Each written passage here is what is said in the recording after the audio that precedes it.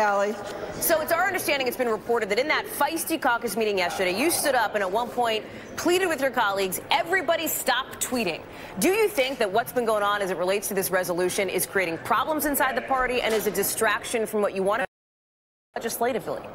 You know, I'm going to answer all of your questions about this, but I certainly wish that the media would start to also really cover as a big deal the fact that the House, for the first time in 25 years, passed 2 gun safety legislation for background checks. That tomorrow we have one of the biggest bills to make sure that we have fair elections. Huge bill on voting and ethics reform rights, absolutely. But Congresswoman, I think you would acknowledge that is getting lost in the shuffle because of these other disagreements related to the issues that are going on right now.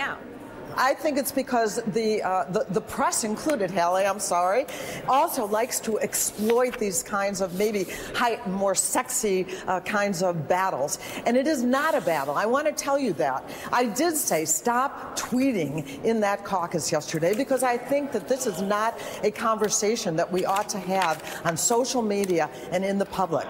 But if you want to know the truth, the majority of us, our vast majority, are going to be voting for a resolution that I hope puts this to bed, that says, yes, as a Jew, anti-Semitism is a huge deal. The anti-Semitic acts are up 50% over last year. But Islamophobia is also a huge problem. And I want to tell you that Ilhan Omar, Congresswoman, is under tremendous attack, death threats. I think maybe she needs some security. And why? Because I think in part the Republicans and the media have blown this up to be much more than it is. We do have to deal with the kind of diversity in our caucus.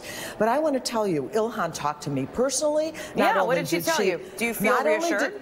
Not only did she apologize for the words that she has used, but she apologized personally to me as a Jew. And I want to tell you, part of being a Jew is to be welcoming to the stranger. And I want to tell you, Ilhan Omar is a refugee from Somalia. She comes from a different culture. She has things to learn. I am not either trivializing anti-Semitism or the things that she said or saying that it's okay that she said them. But what I am saying is that I think this is a learning moment for her and a learning moment for the caucus on how to get along. And frankly, it is not. We are concentrating on our people's agenda that we are passing in rapid fire order about the things that Americans really do care about, ethics in government and getting money out of